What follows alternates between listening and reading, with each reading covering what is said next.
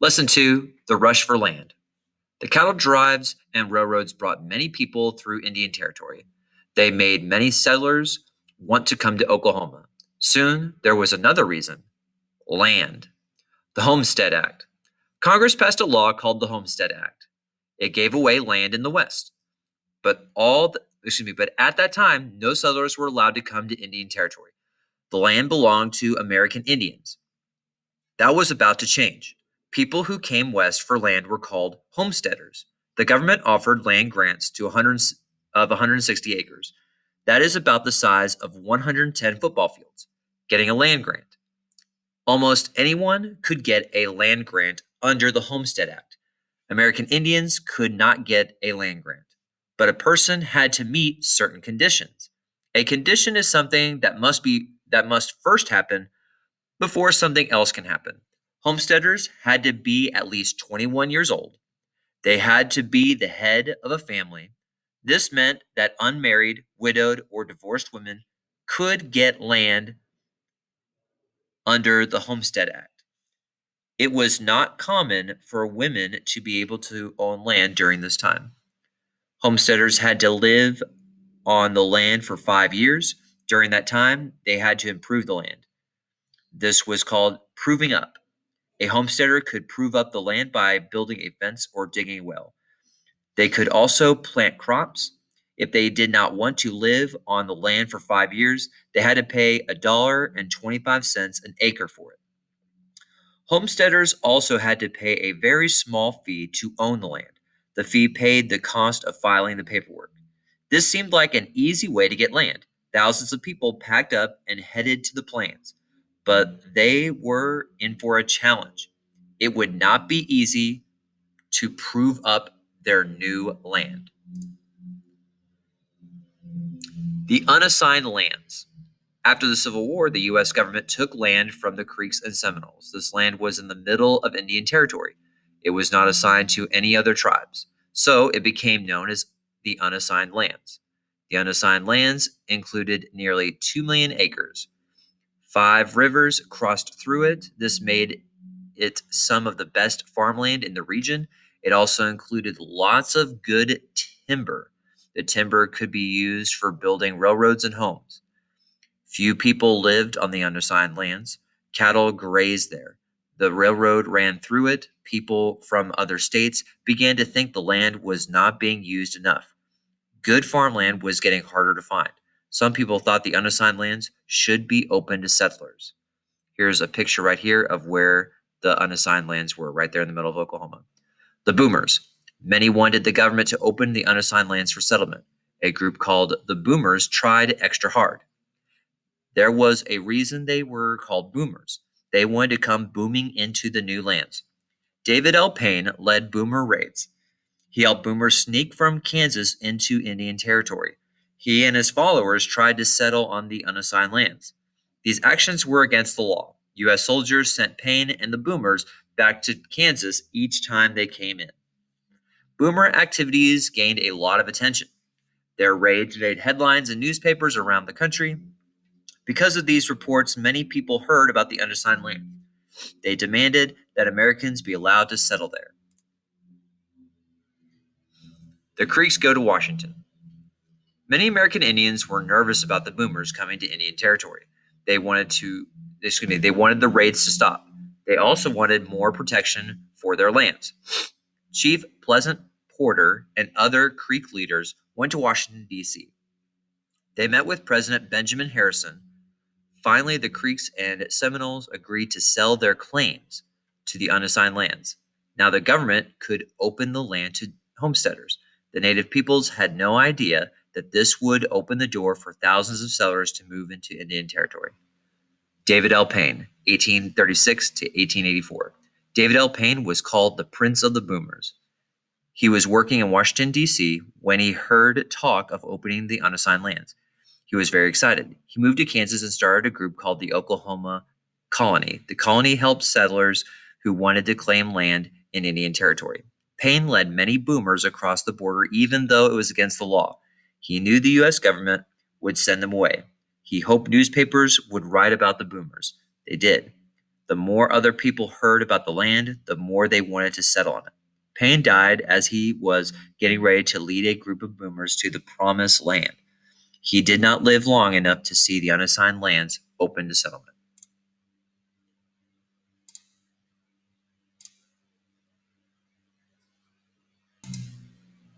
Opening the land. Many people wanted pieces of the unassigned lands, so the government decided to have a race. It was called a land rush. The land rush was set to begin at noon on April 22nd, 1889. It would decide who got each piece of land. Excitement spread through the boomer camps. Towns on the Kansas border were buzzing with people getting ready for the land run. The rules said no one could travel to the starting line until 3 days before the run.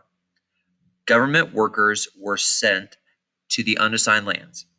Their job was to mark pieces of land. They also laid out plots where towns would be. Peddlers sold sketch maps of the territory. A peddler is a traveling salesperson. They said they knew where the best claims were. Getting ready. 3 days before the land run, there was a line of wagons 40 miles long. It stretched from the Kansas border to the unassigned lands. People lined up along every boundary.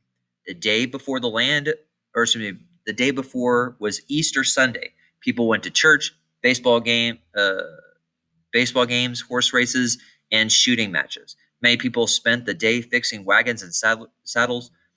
They thought about the run, the new land, and their future. Many towns from Kansas formed groups to make the run.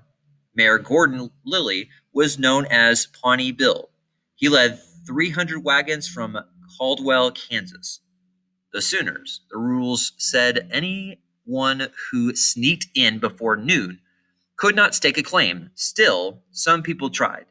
They hid behind bushes or hills.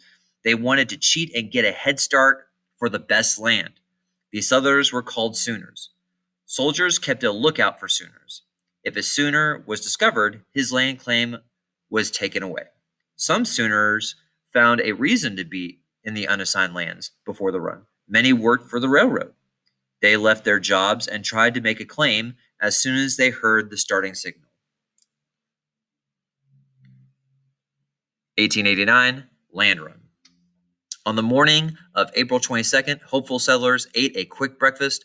Children rounded up the animals. Women packed the supplies. Men got the horses and wagons ready. Settlers had made flags out of cotton and wool cloth. When they found the land they wanted, they would stick the flag in the ground. Then they would show others that the land had been claimed. As noon approached, the would-be settlers found places on the line. The officers checked their watches. At noon, the soldiers gave the start signal. Most of the signals were bugle calls. Fort Reno fired a cannon. In a couple of places, soldiers fired guns. On the east side of the lands, a man signaled the race by waving a long pole with 3 handkerchiefs tied to the end. The people raced forward. There were 50,000 people in all. They drove wagons and buggies. They rode racehorses and plow horses, bicycles, stagecoaches, and trains. Some men just ran with packs on their backs. Men, women, and children all helped to get a claim. Some of the wagons broke down. Others crashed trying to get across creeks. Some settlers seeking town lots rode the train and jumped off when they got near the lands they wanted.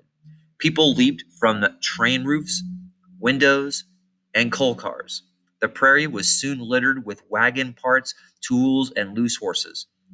Settlers began setting up camp. By the end of the day, the prairie was covered with tents.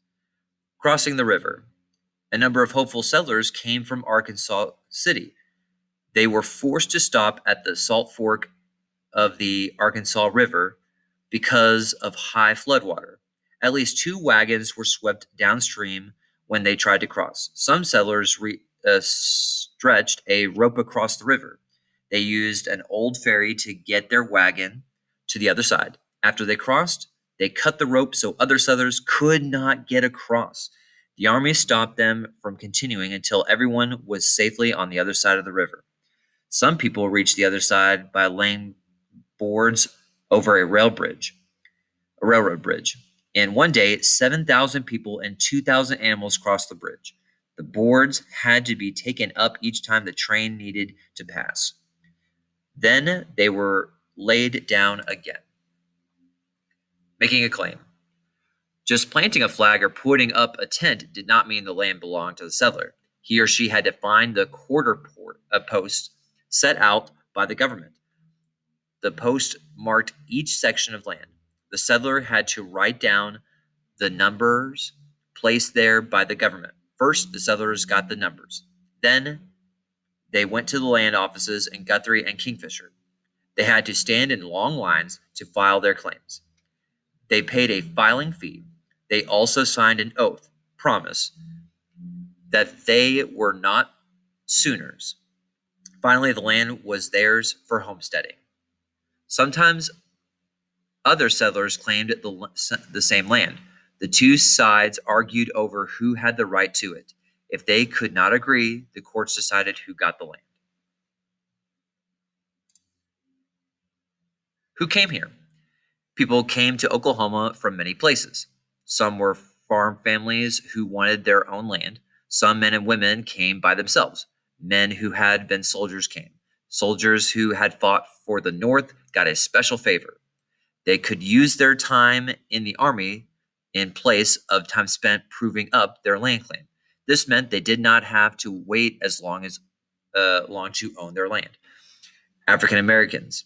Slavery came to an end after the Civil War, but freed people in the South were treated very badly and had few opportunities. An opportunity is a chance to do something that could improve your life. Many freed people went north to find jobs or west to homestead. They wanted their own land. Thousands of African Americans rushed to Oklahoma hoping to improve their lives. Many claimed land and built black communities. E.P. McCabe founded the town of Langston. He urged other African Americans to settle there. Later, Langston was the site of an all-black university. More than 50 all-black towns were built in Oklahoma. African Americans also lived in communities with white settlers. European immigrants. Immigrants from Europe also came to start new lives on the plains. An immigrant is a person who comes to a new country to settle. They traveled by ship across the Atlantic Ocean. Then they made their way to Oklahoma. Immigrants came from Germany, England, Italy, Scotland, Wales, Ireland, and Czechoslovakia, now called Czech Republic. They brought their own customs and traditions. They worked hard to make Oklahoma their home. Some of them stayed on farms. Others lived in towns or even started their own towns.